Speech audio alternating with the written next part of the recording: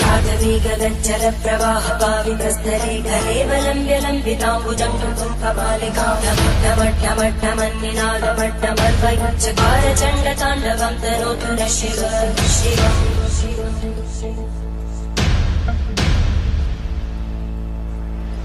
जटाकटाः सम्भ्रमभ्रमन्मलिन्दगज्जनीतिरोलवीचि वल्लरी विराजमानमोहनद्धगद्धगद्धगज्ज्वलल्ललाटकट्टप्रापके किशोरचन्द्रशेखरे रतिक्षणम्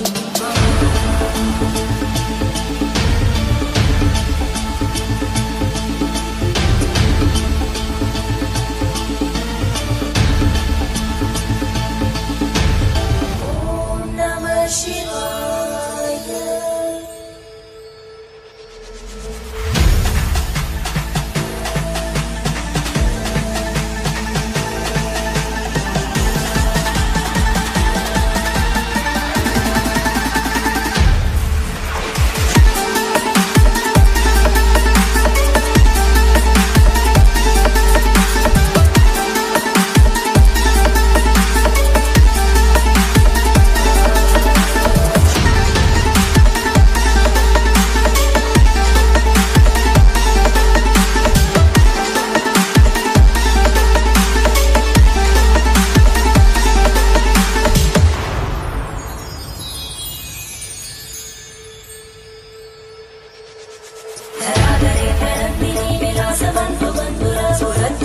संतति प्रमोदमान मानसे कृपाकटाक्षतोरणी विरुद्धदर्दरापरि क्वचित् दिगम्बरे मनो विनोदमे तु वस्तुनि जटाभुजं कपिङ्गलस्फुरत्फणामणिप्रवाहलम्बकुङ्कुमद्रवं प्रलिप्यते अनाथसिन्धुरस्फुरत्पमुत्तरीयते मनो विनोदमद्भुतं विवक्तुरूपकं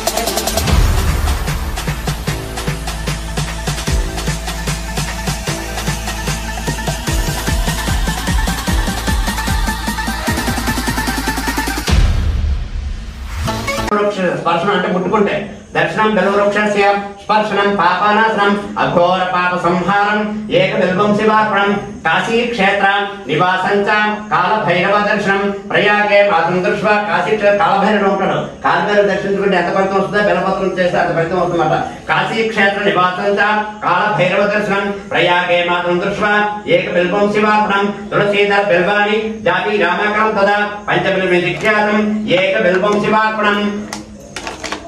तटाकं धन निक्षेपं ब्रह्मस्थापन शिवालयं कोटिकन्या महादानं एक बिल्वं शिव कोटि दानं చేస్తే ఎంత ఫలితం వస్తుందో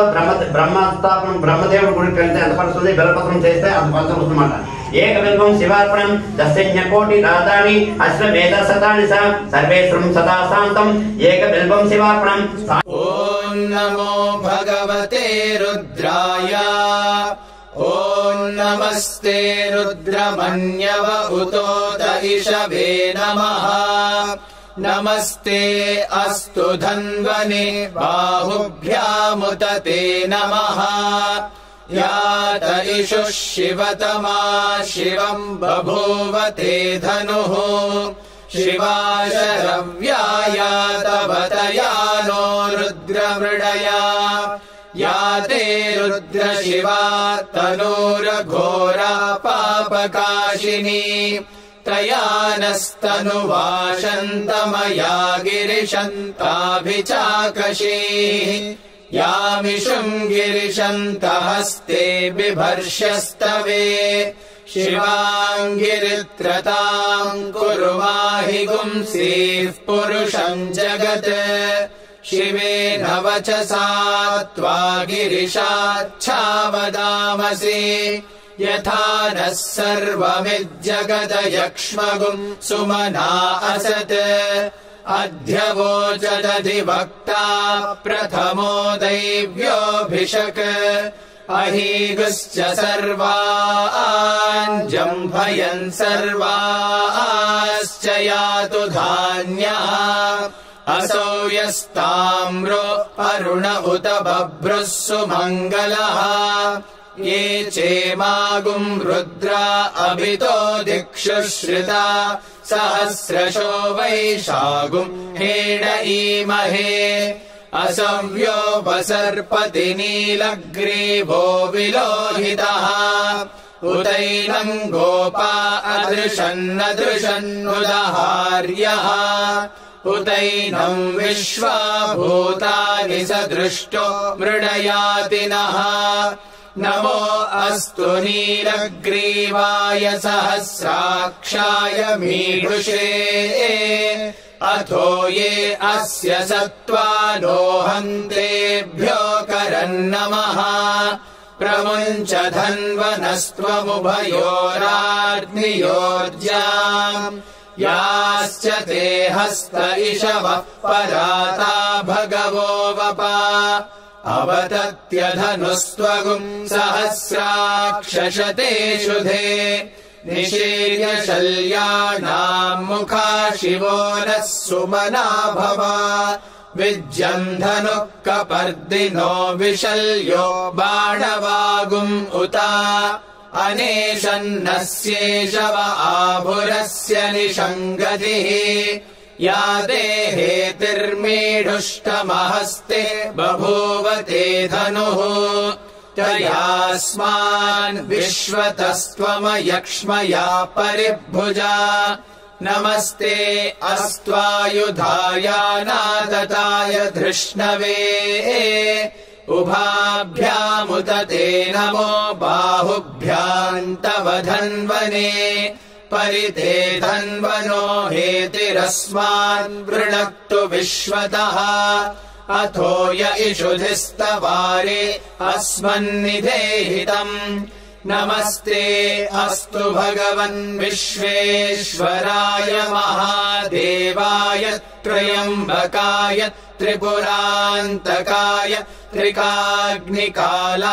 कालाग्निरुद्राय नीलकण्ठाय मृत्युञ्जयाय सर्वेश्वराय सदाशिवाय श्रीमन्महादेवाय नमः नमो हिरण्यवाहवे सेनान्ये दिशाम् च पतये नमो नमो वृक्षेभ्यो हरिकेशेभ्यः पशूनाम् पतये नमो नमः सस्पिञ्जराय त्विषीमते पथीनाम् पतये नमो नमो बभ्लुषाय व्याधिनेन्नानाम् पतये नमो नमो हरिकेशायोपवीतिने पुष्टानाम् पतये नमो नमो भवस्य हेत्यै जगताम् पतये नमो नमो रुद्राय तथा विने क्षेत्राणाम् पतये नमो नमः सूताय हन्त्याय वनानाम् पतये नमो नमो रोहिताय स्थपतये वृक्षाणाम् पतये नमो नमो मन्त्रिणे वाणिजाय कक्षाणाम् पतये नमो नमो भुवन्तये वारिवस्कृताय औषधीनाम् पतये नमो नम उच्चैर्घोषाय क्रन्दयते पत्तीनाम् पतये नमो नमः कृष्णवीताय धावते सत्त्वनाम् पतये नमः नमः सहमानाय निव्याधिन आव्याधिनीनाम् पतये नमो नमः ककुभाय निषङ्गिणे सेनानाम् पतये नमो नमो निषङ्गिण इषुधिमते तस्कराणाम् पतये नमो नमो वञ्चते परिवञ्चते स्तायूनाम् पतये नमो नमो निचेरवे परिचरायारण्यानाम् पतये नमो नमः सृकाविभ्यो जिघागुंसद्भ्यो मुष्णताम् पतये नमो नमोऽसिमद्भ्यो नक्तम् चरद्भ्यः प्रकृन्तानाम् पतये नमो नम उष्णीषिणे गिरिचराय कुलुञ्चानाम् पतये नमो नम इषुमद्भ्यो धन्वाविभ्यश्च वो नमो नम आतन्वा